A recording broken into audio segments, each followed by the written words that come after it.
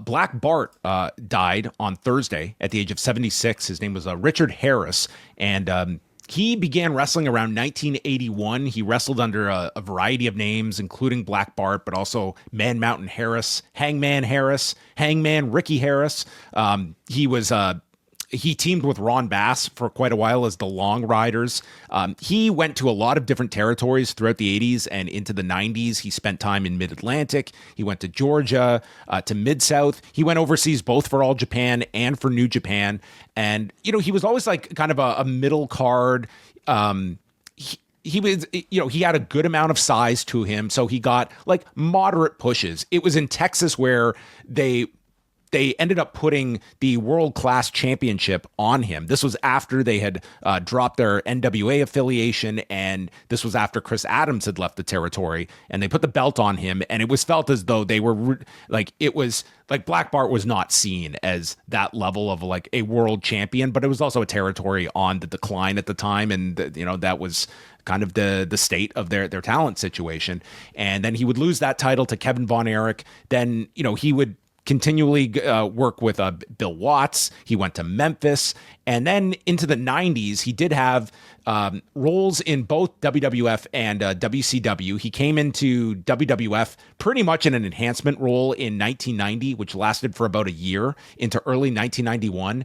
And then to WCW, where this was 1991 WCW. So you can only imagine with a guy coming in like Black Bart, you knew the what gimmick, possibly? Well, he was paired as part of the Desperados with Dutch Mantell and Randy Colley, who couldn't just be Randy Colley. No, Dead-Eyed Dick. Dead-Eyed Dick. Awesome. And that quite the run that they had. He spent some time, he was there in WCW. I'm sure many people probably saw him like in various incarnations, just between all of these different territories. But his last significant role was in Global in Texas, teaming with Bill Irwin, Johnny Mantell, and also someone who he helped train. And that was John Hawk, who was John Layfield, JBL. And then continued. He wrestled sporadically he was like around in the Texas independent scene in the 90s. He was also part of that class action suit against WWE that was filed by Konstantin Kairos that was dismissed a number of years ago, and was diagnosed with stage 4 colon cancer that had spread to his liver. And he disclosed this 2 years ago, and he had stopped his chemotherapy recently, and his wife had notified people online that he had been brought home a couple of weeks ago and he just wasn't making progress. And the insurance, this is according to his wife, the insurance will not continue to pay for him.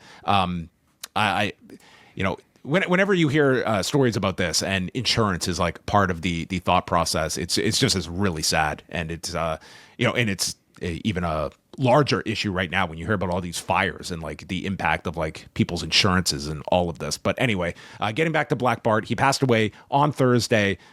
So rest in peace to him, but somebody that, worked a lot of territories and was somebody that, he won championships in a lot of different places as well, and made his way to Japan on top of that.